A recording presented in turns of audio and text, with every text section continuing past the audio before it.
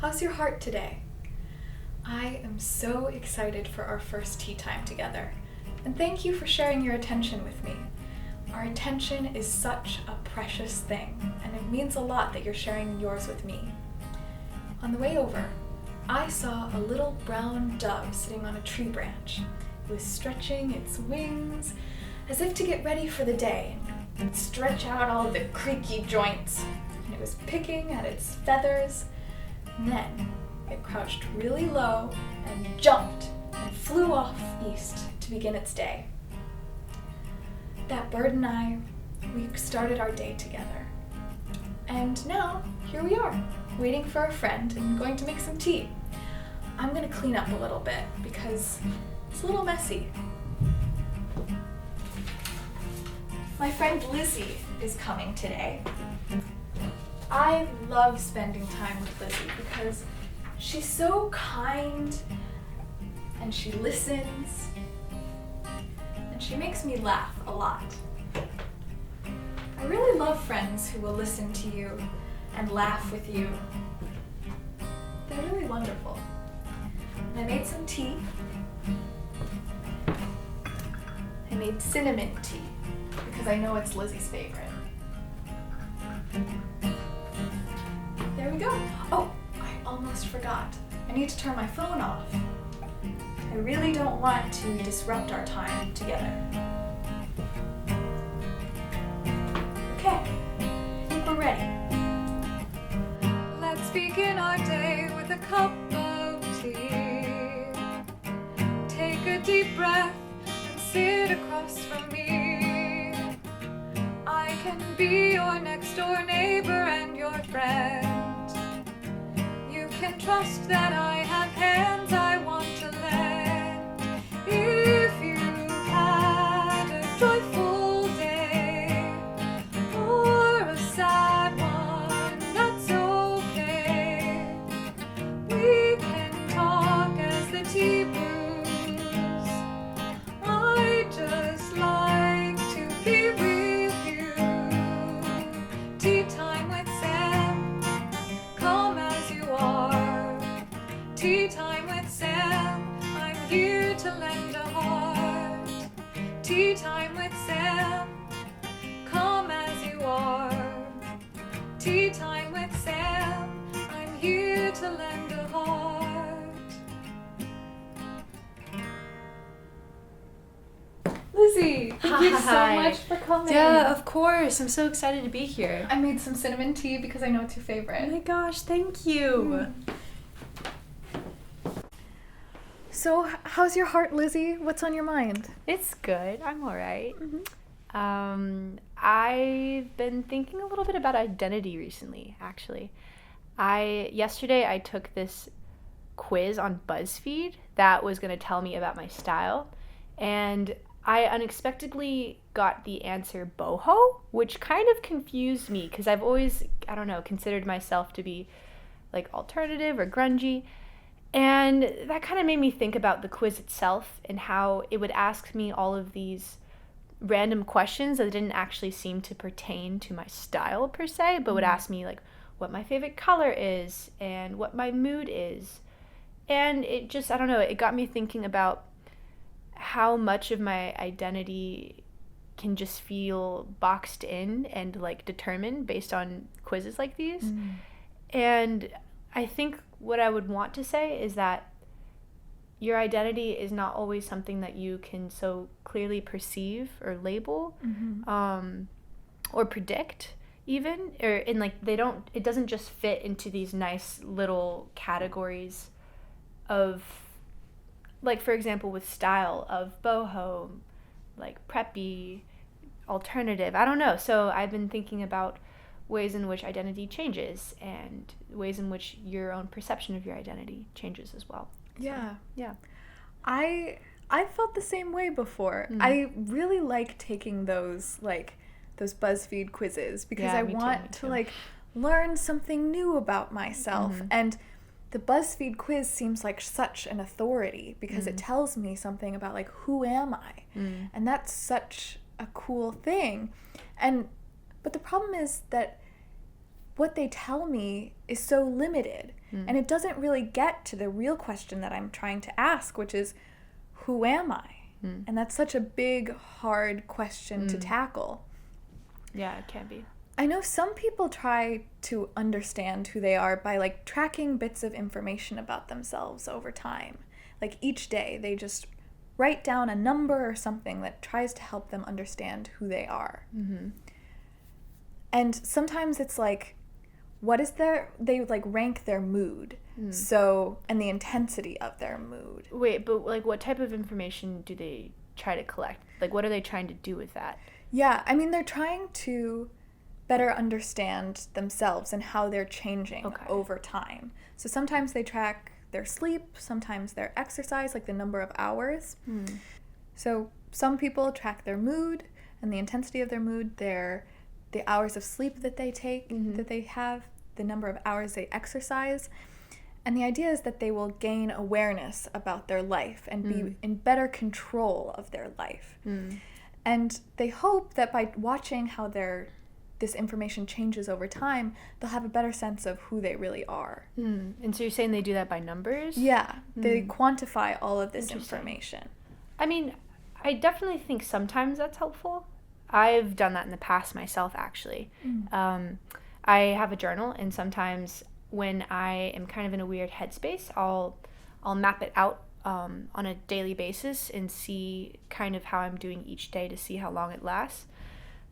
But there's also this part of me that has been thinking about this quote recently that says that a person is not just a pat formula, but a mystery, a quest, a leap of faith.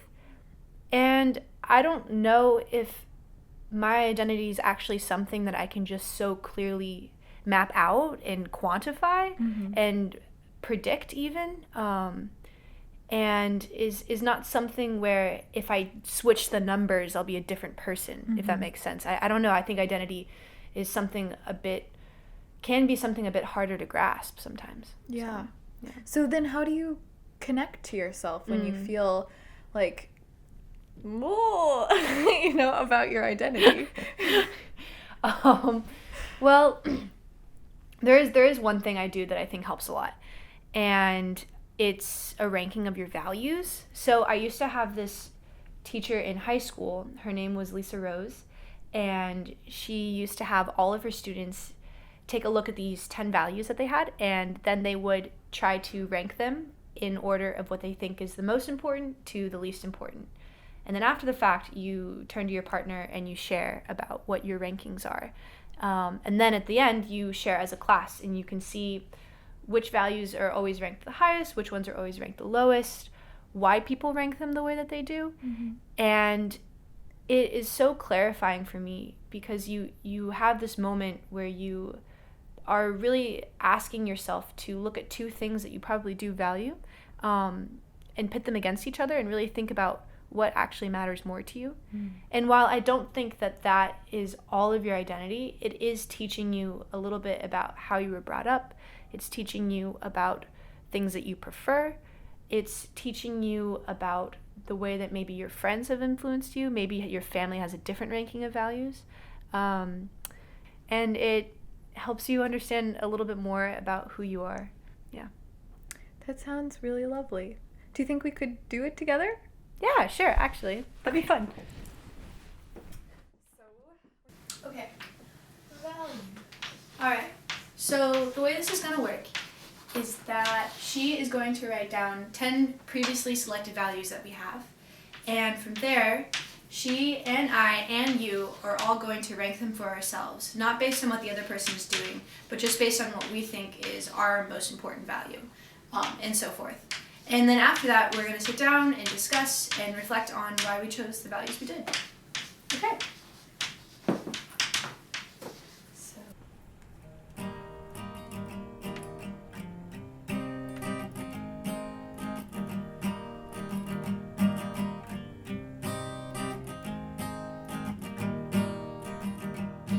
Okay. So now Lizzie's going to rank her values, and I'm just gonna watch. I hope that you watch too.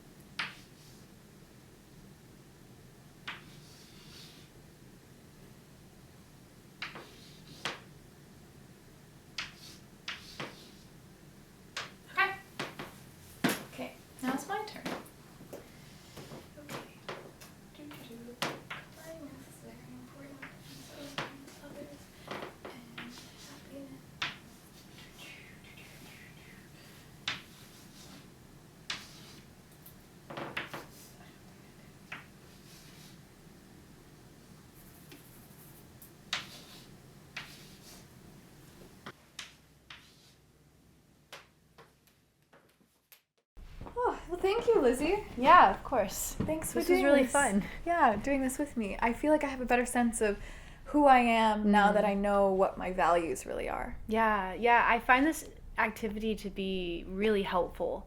Both like not only knowing like who you are, but also who your friends are, who your family members are, and what they value. So I think it's a really good activity to do with people, not just by yourself. Like for example, so my number one value is caring for others, but your number one value is kindness. So maybe one way in which I can care better for you is by being kinder to you. And what that might mean is being patient when maybe I'm frustrated with you, being a really good listener, working through things with you really slowly if we're having an argument, and just in general showing you a lot of love and kindness. Yeah. Now that we know what our values are, now we know how to act on them better. Yeah. I think that makes a lot of sense. And it also helps me better understand how to share myself with others and share myself, especially online, where sometimes if I overshare what I like, who I am, then sometimes I feel like I abandon myself a little bit. But when I know what my values are, I can share myself more meaningfully online. That's very true. Okay, well, I think I might need to head to go see a friend, but this was really great. Thank you so much. It's always so good to see you. Thank you for coming, Lizzie. Of course. Thank you. And thank you for being here with me today. It means a great deal that you joined my neighborhood.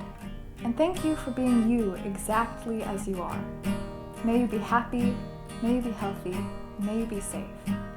And may you care for those around you because you never know what battle they're facing. Go with love.